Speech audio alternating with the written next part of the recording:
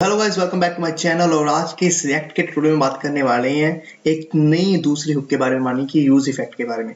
तो अभी तक की अगर मैं कोड बेस की बात करूं तो हम लोग कुछ ऐसी एप्लीकेशन बना चुके हैं, सिंपल सी नोटिंग एप्लीकेशन, ठीक है, जिसमें आप सबमिट करते हो, डन कर सकते हो, कैंसिल कर सकते हो।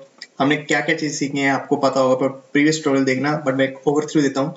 हमने स्टेट मैनेजमेंट सीखा रिएक्ट में, हमने कंपोनेंट बिल्डिंग सीखा, हमने राउटिंग सीखी कैसे करनी है, और हमने सीखा डायनामिक क्लासेस को कैसे इंसर्ट करना है, ठीक है। अब नेक्स्ट जो अपना वो होगा यूज इफेक्ट, कि कैसे हमें यूजर से कंपोनेंट से आने से पहले यूजर को उसकी चीजें लोड करके देनी है बैकएंड से, या फिर कुछ ऐसी चीजें करनी है जो यूजर को बिना पता हो, कि कुछ स्टेटें ऐसी लोड करके देनी है यूजर की प्रोफाइल को प्रीवियसली लोड करके देना है, या फिर कुछ कंपोनेंट्स को हाइड कर देना है क्योंकि यूजर बैन हो चुका है, या फिर कुछ कंपोनेंट्स को यूजर के लिए देना है सर्विस क्योंकि वो प्रीमियम यूजर है।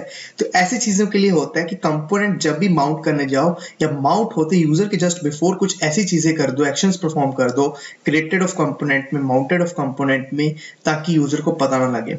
और जबकि स्टेट की बात करूं तो रियल टाइम अपडेशन की हम बात कर चुके हैं, तो मैं ज्यादा डीप में जाता हुआ आपको पुराना कोड बेस समझाऊंगा। नए कोड बेस पे पुराने कोड बेस से कंटिन्यू करेंगे, बट नया कोड बेस आपको समझाऊंगा, ठीक है, क्या क्या करने वाले हैं। तो अभी तक के जो एप्लीकेशन में अगर मैं राउट्स की बात करूं तो जैसे होम, अबाउट, कंटेक्ट, और ये मैंने बताया था क्योंकि स्टेट स्टोर नहीं रहेगी, वो आप सब कुछ पता है आपको। कंपोनेंट क्रैश होता है, नया कंपोनेंट माउंट होता है, ठीक है। तो मैं बात करूंगा यहाँ पे यूज इफेक्ट की, कि यूज इफेक्ट एक्चुअली क्या है। तो सबसे पहले चलते हैं होम में, जहाँ पे हमारी ऐप का काफी अच्छा लॉजिक चल रहा है अभी तक का, ठीक है। तो यहाँ पे हम लोगों ने काफी एक सबमिट बना रखा है, कॉस्ट डन हो चुका कैंसिल करने के लिए, और कुछ यहाँ पे यूज स्टेट है जो हुक है। अब एक नई दूसरी हुक लेंगे यहाँ से, रेक्ट को बोलेंगे भाई यूज इफेक्ट दे, ठीक है। यूज इफेक्ट अब क्या करेगी, देखते हैं यूज इफेक्ट क्या करेगी। यूज इफेक्ट का सिंटैक्स थोड़ा सा संभलने वाला सिंटैक्स है, और पहले सिंटैक्स की बात करूंगा फिर इसकी फंक्शनलिटी पे काम करेंगे। यूज इफेक्ट एक खुद एक फंक्शन लेता है अंदर, एरो फंक्शन, ये 667 की बात करता हूँ, और एक कॉमा लगाने के बाद एक एरे, और जो ये एरे एम्प्टी एरे ये होती है डिपेंडेंसी एरे, ठीक है। अब डिपेंडेंसी एरे क्या है भैया, समझो। अब मैं यहाँ पे दो यूज इफेक्ट लिखूंगा, दोनों का आपको डिफरेंस समझाने के लिए। कंसोल ओपन कर लेंगे, और ये यूज इफेक्ट के हम फंक्शनल डेफिनेशन में आ गए हैं, बट उससे पहले आपको एक वर्किंग एग्जांपल भी दिखाता हूँ यूज इफेक्ट कैसे काम करते हैं।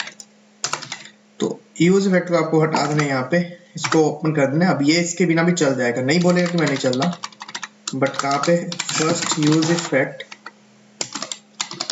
ठीक है। और यहाँ पे लिखूंगा कंसोल डॉट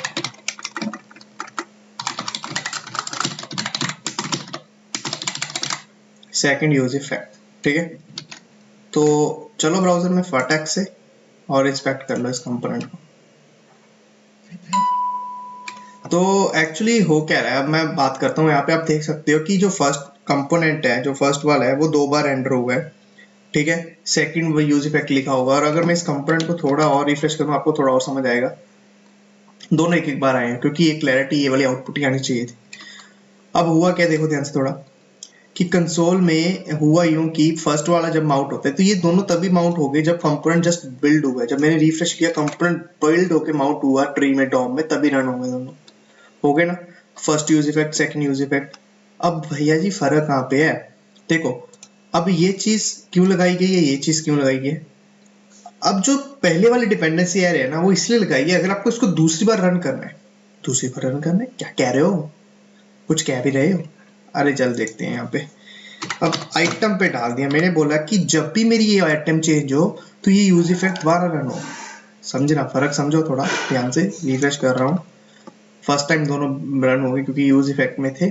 अब यहाँ पे मैं बोलूंगा आइटम न्यू, हो देख रहे हो क्या हो रहा है, क्या हो क्या है, कि जब भी मेरी आइटम चेंज हो रही है तो ये रन करते हैं। और ये वाला रन क्यों कर रहा है, ये वाला रन क्यों कर रहा है, क्योंकि इसमें डिपेंडेंसी एरे नहीं है, ये तो रन करता ही रहेगा। जब भी कंपोनेंट रीमाउंट होगा थोड़ा सा भी ये रन कर जाएगा।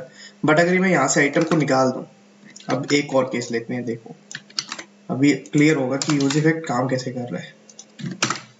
और यहाँ पे आएगा थर्ड यूज इफेक्ट, ठीक है। और तो देखो रिफ्रेश करूंगा बिल्कुल प्यार से पेज को, तीनों माउंट हो चुके हैं, बिल्कुल आराम से सुन रहे हैं।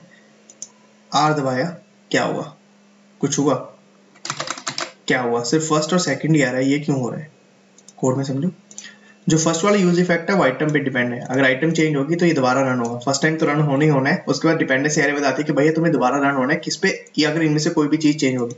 अगर मैं यहाँ पे कुछ और भी वैल्यूज दे देता हूँ बट वो कंपोनेंट एग्जिस्ट करती हूँ या फिर वो स्टेट मैनेजमेंट से रन करेगा, ठीक है। अभी फिलहाल ही आइटम पे डिपेंड। सेकंड वाले को बोल दे कि भाई तेरे पास डिपेंडेंसी एरे नहीं है, मतलब तू रन होने ही होना है, कंफर्म है। कोई तुझे कुछ बोले ना बोले, जब भी ये कंपोनेंट द्वारा माउंट होगा, कंपोनेंट द्वारा कब माउंट होगा, जब नीचे से स्टेट चेंज होगी, ठीक है। नीचे से स्टेट कब चेंज होगी, ऑन चेंज पे। ऑन चेंज पे सेट आइटम है, जब दोबारा से सेट आइटम होगी तो स्टेट चेंज होगी, स्टेट चेंज होगी तो ये कंपोनेंट दोबारा से क्रश होकर माउंट होता है, फटाफट स्टेट चेंज होती है बेसिकली, ज्यादा नहीं बोलूंगा। तो आइटम भी चेंज हुआ तो ये रन हुआ, ये तो होने हुआ। तीसरा क्यों नहीं रन हुआ, खाली एम्प्टी एरे डिपेंडेंसी बता दी कि भाई तू किसी पे रन नहीं है, तू शांति से बैठ, तुझे कुछ नहीं करना, क्योंकि तुझे एक बार रन होना था। खाली का मतलब तू किसी पे डिपेंड नहीं है, तू रन हो चुका है तो हो चुका है। ये रिएक्ट फीचर्स ध्यान रखते हैं, बस सिंपल सा लॉजिक है। ये तीसरी यूज इफेक्ट हो। डेटा फैचिंग कैसे करते हैं, डेटा बिल्डिंग कैसे करते हैं, बाइंडिंग वो सीखेंगे हम नेक्स्ट वीडियो में। बट मैं हुक बताने आया था यूज इफेक्ट, बहुत ज्यादा मेन यूज इफेक्ट। तब तक के लिए बाय, टेक केयर, बने रहना मेरे साथ।